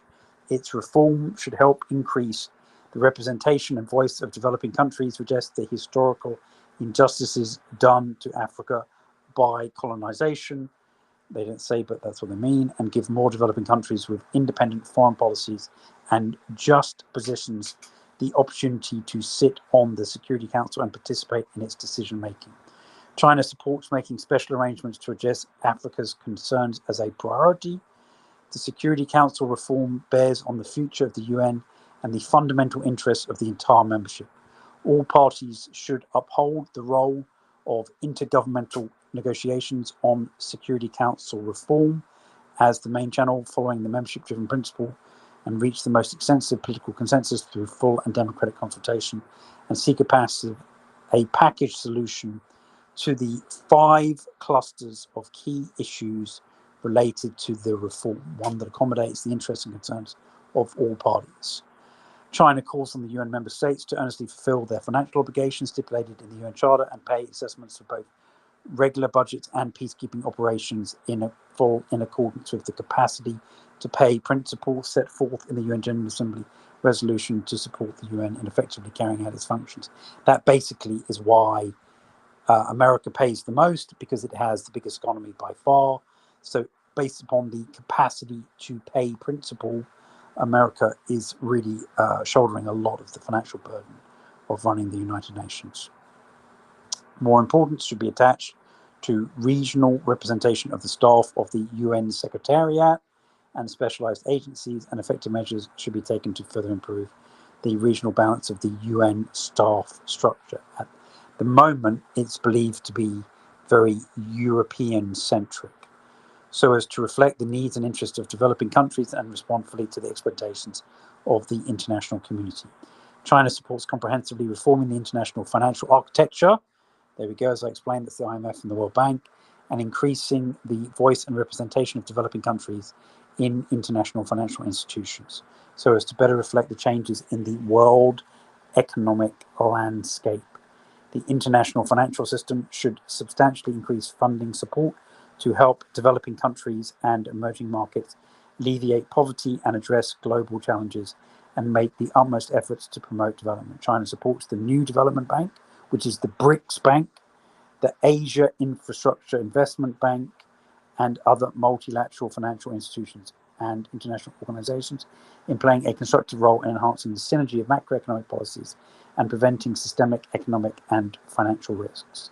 China calls for strengthening communication and cooperation among mechanisms such as the UN, the G20, the IMF, and World Bank, enhancing macroeconomic policy coordination. China supports boosting the cooperation and financing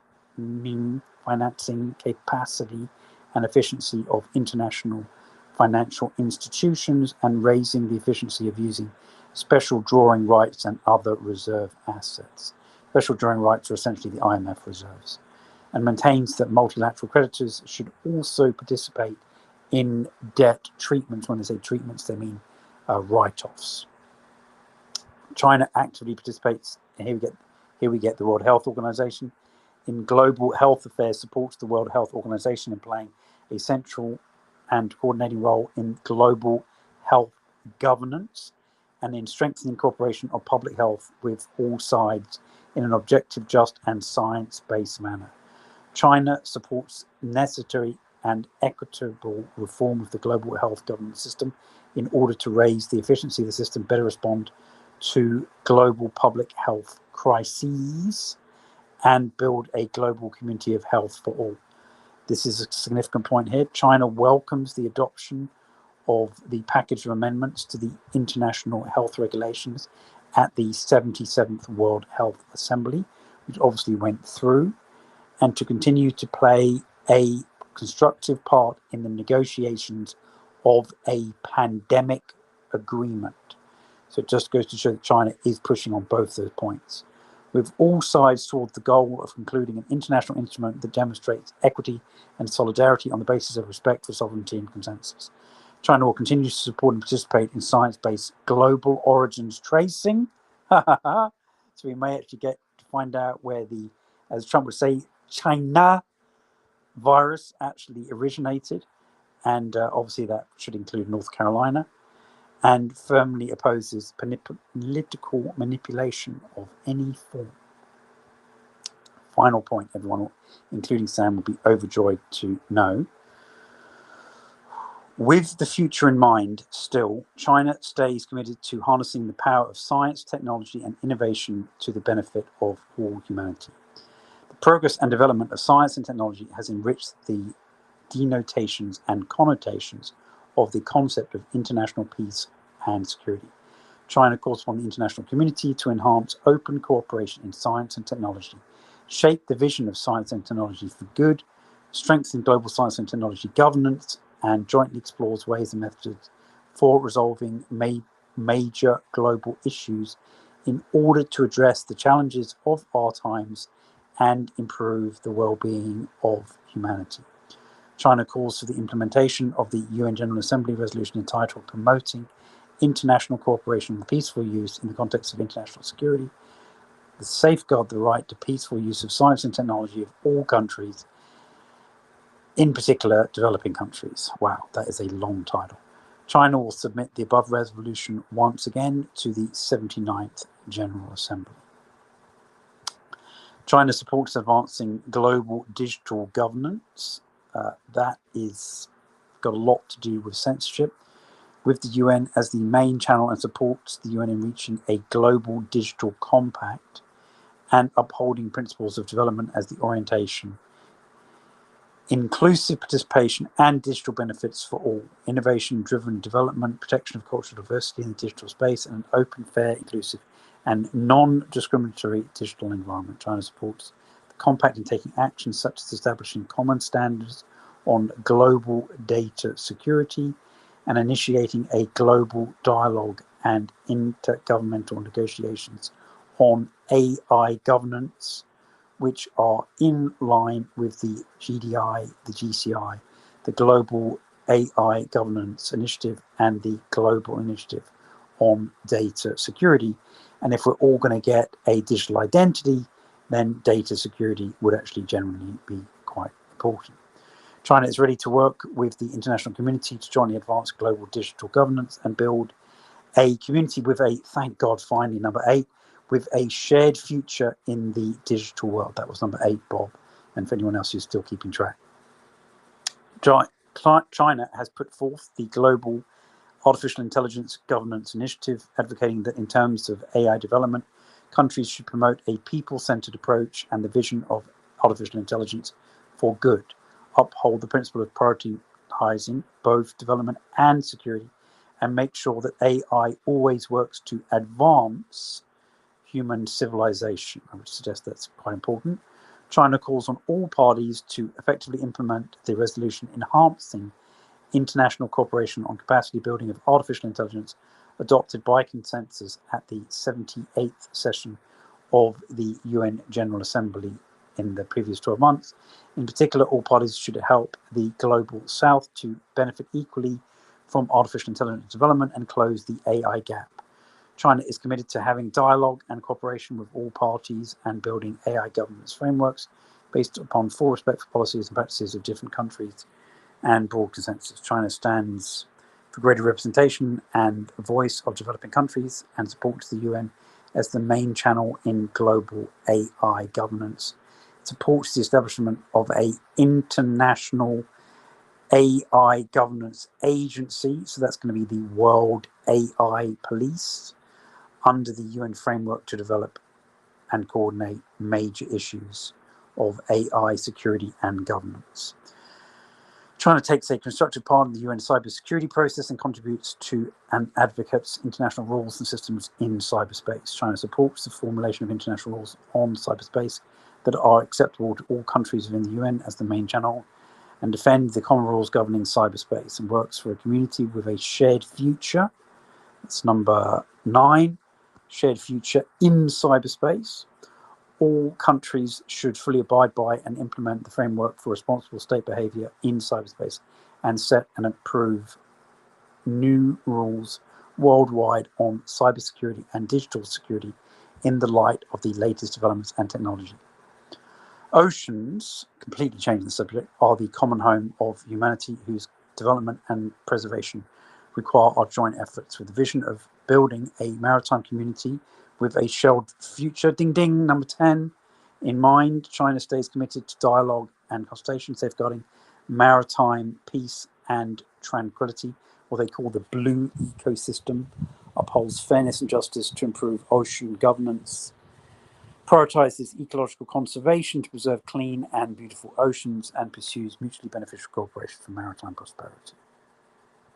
Now, here's a real important point here for people with interest in direct energy weapons or alien invasion. China has all along championed peaceful use of outer space and upheld the principle of exploration and use of outer space for the well-being of the entire humanity on the basis of equality, mutual respect, and peaceful use and inclusive development.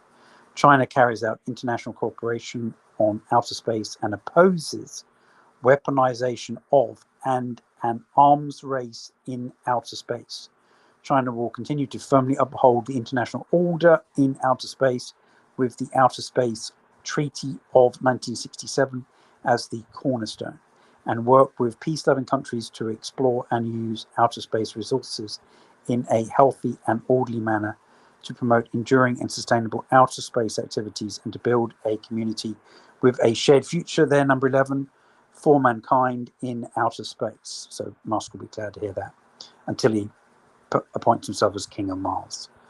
China supports the UN in giving full play to its role as the main platform for global governance and international cooperation for outer space, participates actively in the work of the group of governmental experts on the prevention of an arms race in outer space, and supports an international legal instrument on arms control in outer space through negotiations. Youth account for 1/6 of the global population. They are a driving force for science, tech, innovation, and sustainable development, and a bridge of international solidarity and cooperation. China upholds the vision of prioritizing youth development, believes that it is necessary to act in a responsible manner towards future generations, and strengthen solidarity and cooperation, supports the UN in playing a positive role in jointly promoting the action plan for global youth development to pull strength for youth across the world for sustainable development. This really, really ticks the box and is an outreach to the kind of 16 to 25 market across the world. China's really trying to co-opt the minds of those people. China advocates the vision of putting children first and supports the establishment of a global alliance of child health and development to jointly meet the pressing challenges to children's health, and so as to enable a safe, fair, and healthy life for future generations, and ensure every child's access to sound opportunities for subsistence and development. Okay, we're literally on the final paragraph now. So as I did when I last did this, I would just ask people, assuming that anybody is still with us. Sam, is there anybody still with us? Looks like there's still some people here. Well, so please just appreciate that I'm about to finish reading out 5,578 words, which is the word count for this document, and as well as doing a drinking game. Simon, we all love the development of one world socialist government. Yeah, that's what these people are advocating, and a lot of people are buying into it. Okay, and as an alternative to the hegemon ruling you at the point of a gun, sounds pretty attractive at this point. So, assuming that nobody else is quite as mad as me to have gone through this sentence by sentence for your edification, please do consider making a small or large contribution for Sam and I's shared future at weaponizednews.com in order that we can continue even finding this information, let alone sharing it with you. Okay? because no one else is doing this, right? And this isn't some crazy concept paper that is going to be put in the circular bin tomorrow.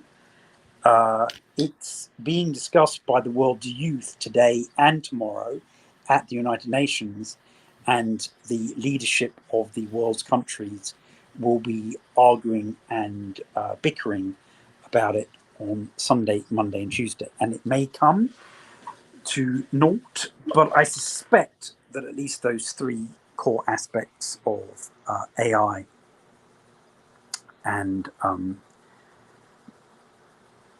internet governance will be agreed upon, along with some more comments on the World Pandemic Treaty.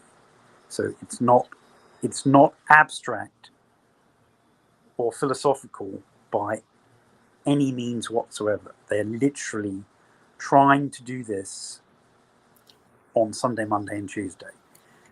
So it's not even Agenda 2030, right? It's like agenda this weekend. I mean, I can't make it more relevant than that. So they end up by saying, in quite a powerful paragraph that I've read or shared with several people, and please consider the similarity between this and Lavrov explaining that it will be a long, hard road to create the Greater Eurasian Partnership. The Chinese, in their final paragraph, closing out this epic presentation, say, there are always obstacles on a long and great journey, but we are confident in a future full of glory and hope. So apparently Obama will be living with them.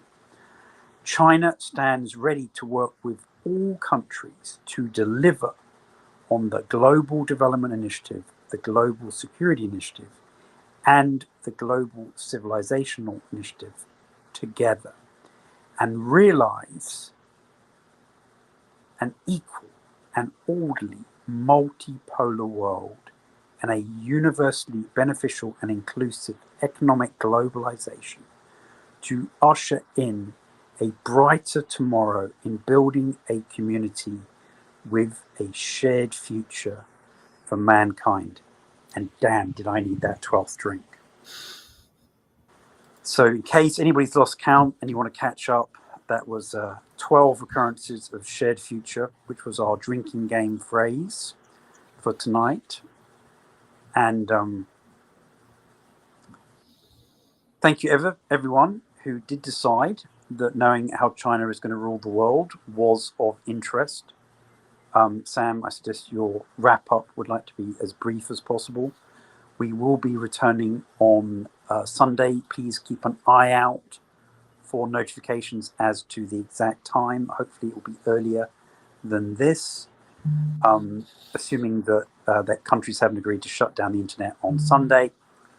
And where we say share these broadcasts, we do of course mean the old retweet or repost or quote post, as some people have taken to doing.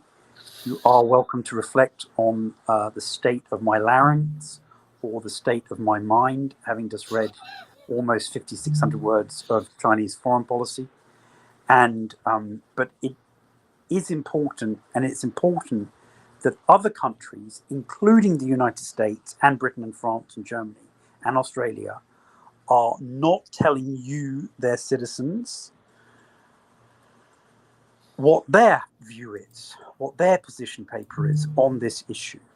Okay? It's just going to get jammed down our throats as an afterthought if they even tell us what they've actually agreed upon, which they may not do. Okay, so with that, I'm going to hand back to Sam. It took a grand total of 2 hours. I apologize. I thought that we might be able to do an hour and a half, but that just proved to be impossible.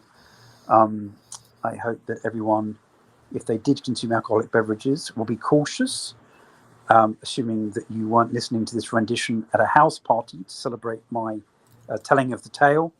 And so do be careful should you choose to drive anywhere after your 12 beverages of varying strengths. I think I'll have to go open up yet another bottle of wine to round off the evening.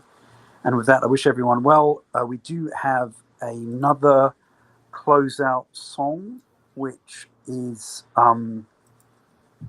also from the wonderful, beautiful Lebanese singer called Julia Boutros. This song is entitled Breath of Freedom. And Sam, if you would end the song at 4 minutes and 45 seconds, that would be great, because otherwise there's just dead air for the last 20 seconds. And I'll let you wrap up as briefly as you see fit, okay? All right. Thank you, Simon, for that deep dive into the new world order.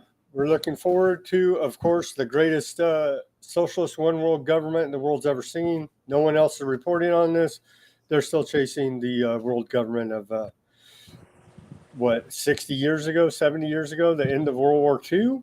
And so there you go. This is our shared future, as China keeps mentioning. So be aware, this is what's being rolled out in juxtaposition to the hegemonic power, the Anglo-American establishment, world order vision of never-ending debt slavery and killing everyone. And so I am very skeptical of China, not a supporter of theirs, not a supporter of any of the Western governments.